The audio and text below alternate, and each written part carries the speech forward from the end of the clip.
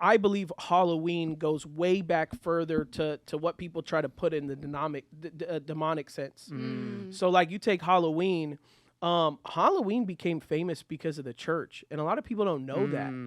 You see, early on in America, when most people lived, which were in major cities, this is before vehicles. This is early 1900s, so before everyone had a vehicle. So the average person lived in a major city. You lived in New York, you lived in Illinois, or you lived in Chicago, you lived in Los Angeles. You didn't live in these suburbs that we've now created as cars gave us the ability to travel longer distances at faster speeds. Yeah.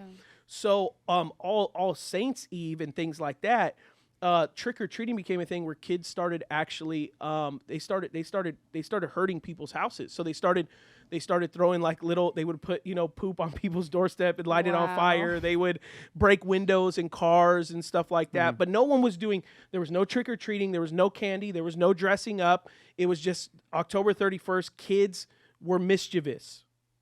And so the church was like, hey, what if so you could go back, it's Chicago and a few other big main cities. Churches started saying, what if we opened up our communal spaces where normally we have fellowship halls? That's big in older churches. They call them fellowship halls, where everyone eats after service.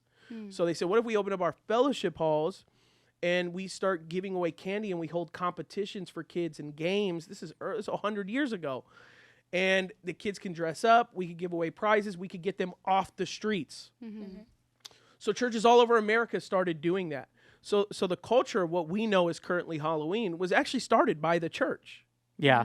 So, yeah. But you look taking like it's like the cross, right? Taking something negative and turning into a positive. 100%. Using what the devil meant for evil. And exactly what happens, happens, what the early church did with Christmas, and they made Jesus' birthday on the 25th because they were combating paganism, and people try to demonize that stuff, but there's a root to it, and there's a reason. So for me, I'm connected with that reason. So during Halloween season, and my son wants to get candy and stuff like that, and he wants to go to a place and I'm okay with that. But as a church, we don't do anything on Halloween night, because as a church, we don't want the church to come alongside the night and co-sign the night.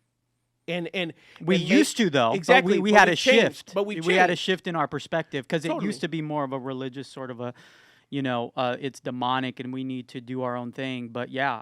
So we've come to our own. And as we did it, we did it for like 15 years, right? We celebrated the Halloween thing. We called it Fall Fest. Right. But as I think maturing happens, you start evaluating. You go, hey man, do people that come to this from the community, they end up visiting our church? And it's like, no, they don't. It's like, oh, they don't. So it's not evangelistic, and we fake it, and we say, oh, it's for evangelism, and no, it's not. It's no one's getting saved through it. Like, just be honest. You're trying to put, but to me, it's one thing if you're still pulling people off the community. If you live in a community where that needs to be done, and you're able to pull people off the streets that are doing bad things into it, cool, great.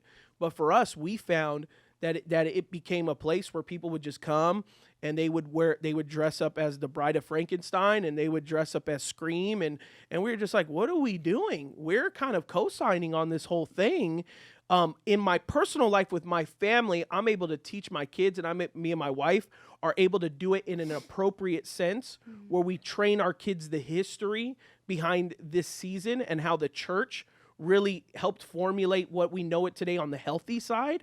But I can't do that amongst thousands of people. So when we do it as a church, you can't educate that many people to have the maturity to understand what this is. So instead, you end up just like really co-signing. And I say that to say, because when it comes to the relevancy thing, I think a lot of churches try to do the relevancy thing to reach people, and all they end up doing is co-signing on that culture.